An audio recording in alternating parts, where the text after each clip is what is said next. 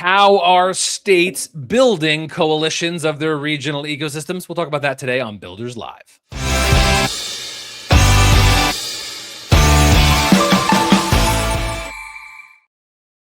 Hey, I'm Chris Wake. I'm the co-founder and publisher of Technically, the news organization with a community of technologists and entrepreneurs. I'm working on a piece about how state coalitions are evolving around the regional entrepreneurial tech and innovation ecosystems within those states, having conversations around the country. And today I'm getting to check in on Louisiana, a state now dear and near to Technically's hearts, as we're recently launching in Louisiana. And so to get some perspective on that work and Louisiana writ large, I'm joined by Josh Fleig. He's the leader of Louisiana Innovation and the Chief Innovation Officer of Louisiana Economic Development. Previously held roles in SaaS companies and worked widely in media. Josh, thanks for the time. Yeah, I'm so happy to be here. Thanks for having me on, Chris. Absolutely, Josh. I appreciate the time. All right, I got a lot I want to roll through for, frankly, a couple pieces I'm working on. So I'm putting you through the ringer here. Let's go. Start and level set me. You came from private sector into government. So give me your little bit theory of government and economic development at the state level. What do you picture essentially being your role at the grandest sense? Yeah, so it's a good question. Yeah, 100% right. I cut my teeth in software and design. Really worked as a UX designer for NBC Universal and a product development group, and went to a SaaS company that supplied software for a bunch of different media companies. Sold that company in 2012 and decided to come back to Louisiana. Was tired of working in television for a lot of work for a lot of content you didn't care about, honestly. And so I wanted to do something I actually cared about. Which was help improve the startup ecosystem and people's just general adoption and acceptance of technology as a driving force in Louisiana. So that's been my mission since 2012. Fairly new to this role. So 2 years ago, I came back with the current administration and started Louisiana Innovation within the Department's Economic Development Agency. And so it's a fairly new initiative for the state of Louisiana. And it's actually not complicated. It's about improving capital systems, coaching systems, and connections for startups. So the three C's. I actually modeled a lot of the high level strategy from Launch Tennessee, what had been built there probably a decade before we built here in Louisiana. We very much see ourselves as a B2B organization, and that my customers in Louisiana are the organizations, the entrepreneurial support organizations, the economic development organizations, the venture capital groups, and the large corporates that can facilitate this ecosystem building. So I want to support and underwrite and create systems that help founders. I'm a layer removed typically from that founder because I can't scale that from state government. It's impossible. It's impossible to scale all of these various systems if we want to own and control it. Also, we're the government. We're not best suited to sort of own and control things and centrally plan things. I philosophically believe that this is a free market thing, and we just need to catalyze areas that might not be working so well and provide some support where necessary, but ultimately get out of the way. The metaphor I have heard before is government tends to be a pretty good steward at long-term systems. Stability is essentially its strength, right? If anyone ever teased about government about slow moving, the other side of that is long lasting. And so I've seen that, but yeah, I've seen that. Right. I say this all the time. We've been here since 1812, right? Yes. Like we're doing longevity okay. This is tricky though, Chris. I'm glad you actually bring that point up. And look, cut me off anything, because I can go on a long tangent about this. But the challenge historically in political systems and economic development organizations is they're very much wired and geared to ribbon cutting for big projects, right? Yes. They work on landing a mega project that is going to build a new thing, and we can all show up and talk about the jobs and the capex that's involved in this discrete project in this discrete place. And those are like immediate wins, and they're very real. I mean, don't get me wrong, that's important work. We have to continue to do that sort of work. And in those big economic driver type of projects, they show up and they've got big indirect impacts and tax implications and job. I mean, it's all good stuff, right? We got to keep doing that. However, The work that we do is absolutely long game kind of work. There's a long game aspect and there's a money ball aspect, and both of those are kind of ill suited to politics sometimes. One is we plant seeds today that might not pay off for many future administrations. Sometimes challenging politically speaking, right? Because we're getting in at the early stage. And also, we know that a lot of the activity we have is going to fail, right? Ultimately, like that's just the Mm. nature. That's the nature of early stage startups and risk capital, is that it's not all going to work out. But the 10 or 20% that does has potential to change the future of our economy and our state. And so we have to sort of lay that groundwork today so that we look up in 10 or 20 years and we have some little companies that grew up to be big companies and big employers and very important to our local economy and potentially the country. I'm sympathetic and sensitive to government stewards around the countries. I do understand the political pressure of wanting to have the headline, the photo op, the discrete impact. I genuinely understand that. I've liked the highway metaphor before, that like you can't shape all of the commerce that takes place on a highway or a bridge or rail line, whatever the metaphor you want, but you can make sure the systems kind of connect. You can encourage and goose it going towards strengths you have, and that's from afar what I hear you talking about. I cannot make the bet on the company. I cannot make the bet on this thing, but I can try to pay attention to how do we bring the best strengths across our state to support the most good. Fair, or like play with that metaphor a little bit. 100%. No, I think you nailed it. And so I can give you a real discrete example. Our capital systems are a good example of I'm not in a position, nor I would argue should I be in a position to make investment decisions on startups, right? So we have we have a large chunk of money that we had a lot of options on how we were going to invest in building the startup ecosystem in Louisiana. So it was about $113 million pot of federal funds, and we could have done debt, we could have done equity programs, we could have managed a big fund, we could have managed, a couple little funds. But our approach here was a little bit unique in Louisiana.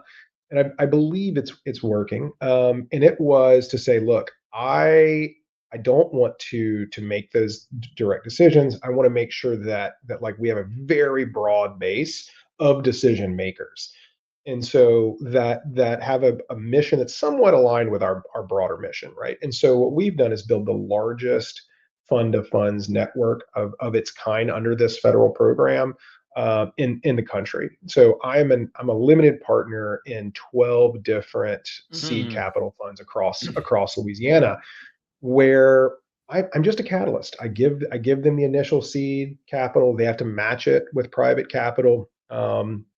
But they make the decisions. They do the due diligence. They take on the risk, so that it's aligned with their local or their regional community and economy and their bets and what they're seeing. So that's a great example of like we're just here. We're here at the foundational level. We're not driving decisions, in the trenches. We just need to see like more decisions being made, more capital being placed, more risk being taken, and just also too the cultural shift, like the way to kind of shift the culture a little bit, is to just get more people at the party, right? Fundamentally, Mm. and so if we concentrate this into like a state agency making a bunch of decisions, or we took all of our money and gave it to one big institutional fund and had it make all the decisions, it's really hard to change culture when you only have like one or two or three folks, kind of calling all the shots. Financially, it might do better. Like it might return more if you have like the world's best fund manager come in and say, here's how we're going to run this. I don't. That's a short-term solution, though. I'm managing for cultural change here, and so to Mm. do that, I need a lot of people rowing in the same direction, and a lot of people from from a diverse kind of set of goals, missions, backgrounds, geographies, institutions, all that sort of stuff. And so, but it's a long game, 100%. And I have very little control over. Are we going to see returns on this? Is this going to truly turn into this evergreen thing? But what I do have some control over is more people participating to begin to shift that culture, so that like at some point you don't need more federal dollars. Like some of these guys are just going to do well and grow and raise another fund and pull in private capital and invest in their community. So anyway, I think that has been our strategy, our approach, is get out of the way, seed the ecosystem, but do it in a very intentional way to bring more players in, so we can shift that culture a little bit. Hmm. I wanna I only have 10 more minutes with you, and I want to leave the last few minutes to get to kind of like coalition building across a state, but Mhm. can't not take the chance with you and talk a little bit about Louisiana specifically. Mhm. I'm 6 months into zooming in myself to make sure I have the deepest handle I can on Louisiana's innovation economy. We're 90 days into our reporting. So here's a couple things that are standing out to me as I dive deeper. Strengths and weaknesses of Louisiana's around innovation economy. I was really taken when we were launching NASDAQ Entrepreneurial Center's annual innovation report in the fall, Mhm. called out a couple points that have now become a fixation of mine. Mhm. For all of its weaknesses around lack of capital, New Orleans entrepreneurs outperformed. There were other small regional hubs that were Mhm. basically like forced to be super capital efficient. And so what Mhm. came out of an incredible, scrappy entrepreneurial community were real strength. The flip side of that, though, is capital access, as you alluded to. People talk about that all around the country, though. Mhm. The harder things that I know economic development in Louisiana sits with is slow growth state in a region that otherwise Mhm. grows Mhm. fast. There's poverty, there's education Mhm. Mhm. issues. We're doing a story in the next couple weeks, though, showing where there has been the highest growth of entrepreneurship has correlated to population gains. Um, Mhm. so New Orleans has real strengths as this like globally beloved city as a front door. Baton Rouge is Yep. an incredible ecosystem flourishing. Lafayette has some of the real population gains. The I-20 corridor has some moments. There are rural opportunities. There's a lot of headwinds. So I want kind of your Yep. big brain look at how do you sit and think about Louisiana's innovation community? What stands out to you as strengths? What are you most thinking about addressing? Give me that kind of like Josh worldview. Yeah, yeah. So I think you're 100% right. Like it takes growing population, density of people and brains, and institutions that are responsible for helping foster brains, right? Schools and ESOs and accelerators and all this kind of stuff. And so it's a real challenge if your population's shrinking. And then we fully recognize that, right? So like step one is like stop loss and reverse that trend. And there's some chicken and egg stuff there, right? So I feel like if my For machine sure. is turning, it should help drive some population, but like I can't do that alone. I need everything to work better, right? I need big projects to be landing. I need the institutions to do well. I need cities to be taking care of the basics, like keeping the streets clean, the lights on, the trash picked up, and the water systems working. I mean, like we got to kind of nail the basics to kind of shift some of the stuff around. So the good news is we had 5 years of population decline until the last 2 years. So we are starting Mm, to see that trend reverse. The last 2 years we've seen modest gains of in migration. So the ship is beginning to turn. I feel very, very good about that. We have new leadership at the city level in our major metros. Feel pretty good about the direction we're moving in both New Orleans and Baton Rouge, kind of at the local level with just new leadership that seems to understand that the crisis is really around the basics, right? And if we can nail the mm. basics, things begin to work a little bit better, like innovation and like the big projects and like higher education. And so I feel like there's some alignment shift beginning to happen. We're starting to see the numbers reflect that. I think that the we have pockets of good stuff, like you mentioned, right? We have some really interesting stuff in life sciences happening through our higher ed partners in LSU Health and Tulane Innovation Institute in New Orleans. We have we're really robust kind of CPG startup ecosystem. We have some new energy work that's happening that I'm very excited about, like there's a biofuel space or energy storage or conversion or carbon capture or carbon management sort of startup work, because we know how to do the legacy version of that. So we need to be well positioned to kind of capture the future. So I'm excited about all that, but we are still a small state. And so what I work very hard on is making sure that we are aggregating the resources and the activity between New Orleans, Baton Rouge, Shreveport, Lafayette, because we can't, not one of those markets independently is sort of big enough to turn the tide for Louisiana. You're 4.5 million people fundamentally. And so, the Austin MSA, the Dallas MSA, the Houston MSA, all of our neighbors in East Texas, or each individual market is bigger than our entire state. So if we want to make sure that we're growing, we have to think of like Shreveport, Baton Rouge, Lafayette, New Orleans is one innovation hub, not four separate innovation hubs, because we don't have the choice, right? We will continue to see slippage to the markets on either side of us. So I feel good about the direction we're going. We have a ton of work to do. Breaking down some of the fiefdoms that exist locally in some of these markets and make sure that folks are working, and not seeing things as like a competitive stance, right? Like our accelerators, I think there's a lot of work to be done, making sure that those guys are helping each other in these various markets. Our capital systems actually work pretty well. I mean, capital flows pretty easily across borders, right? Whether it's a parish line, a country line, it doesn't matter.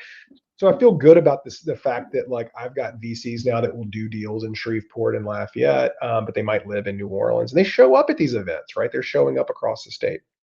So anyway, I feel like that's where we have the most work to do, is making sure that some of the parochial nature of our MSAs, is dissolving a little bit, and they're seeing our innovation ecosystem is statewide.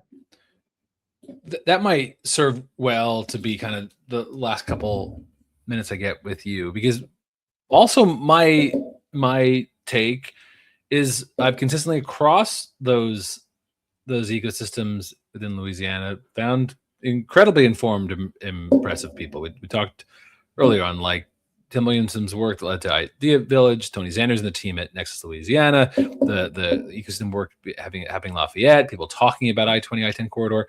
To initially, me as an outsider 8 months ago, I came in and said, like, everyone seems to make sense to me. I'm following this fixation on economic flywheel of high growth entrepreneurship that can benefit others. What then, and this is where it can widen to the point that I want other readers of mine to get, like, then what is then your job? If you can look, as you alluded to, and elected officials, you look at the roster, you look at who's in your dugout or whatever, and you're like, I have a pretty good dugout. What then is your role or responsibility with this ship of driving innovation that leads to solutions for more residents, economic growth for more residents, attracts and retains people? We get the theory of change. What then do you ultimately sit with, and what would you advise another state leader to do when they have to balance these different regions and the like? Yeah. So a lot of my work now, and I see this happening for the next few years. It's kind of bidirectional. I have to convince people in Louisiana that don't understand what we do, that it matters, right? And so I see that very much from a political perspective, from the legislature, honestly, to make sure that they understand the value of investing in innovation in Louisiana. From a policy perspective, from a funding perspective, most of our operation today is fueled by federal dollars. It's great to get started.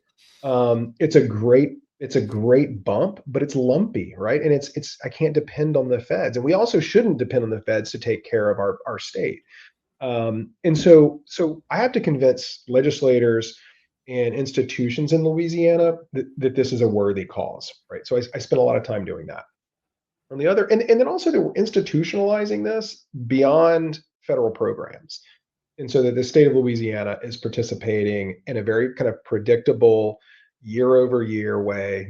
The longevity piece, right? You mentioned at the beginning of our chat, it's institutionalizing this for longevity, sort of beyond my time.